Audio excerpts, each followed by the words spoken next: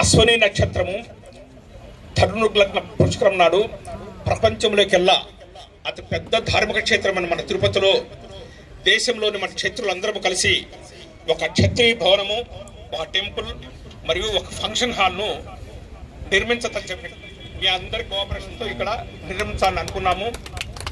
ఈనాడు మన క్షత్రియ కులానికి వన్నె తెచ్చిన అతిరథ మహారథులు పుణ్యపురుషుల రాకతో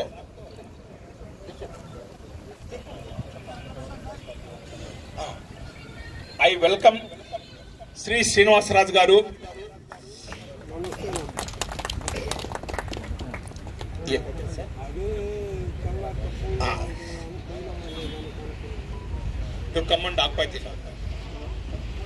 రాజంపేట.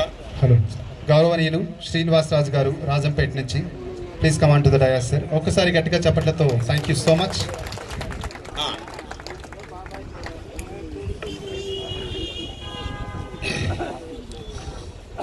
మన చిత్ర కులానికి వన్నె తెచ్చిన అతిరథ మహారథులు పుణ్యపురుషుల రాకతో మన క్షత్రియ ప్రాంగణం పురికితమైనది.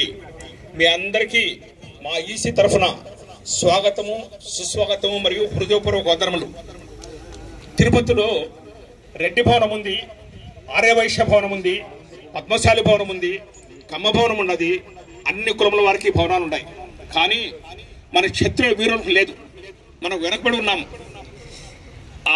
దాంతో ఆ ఇన్స్పిరేషన్తో మనం ముందుకు ప్రోగ్రెస్ కావాలంటే, మన పిల్లలకి ఏమైనా హెల్ప్ చేయాలంటే వాళ్లకు ఇక్కడ మనమంటూ మన క్షత్రియ ఉనికి సాధించాలంటే ఒక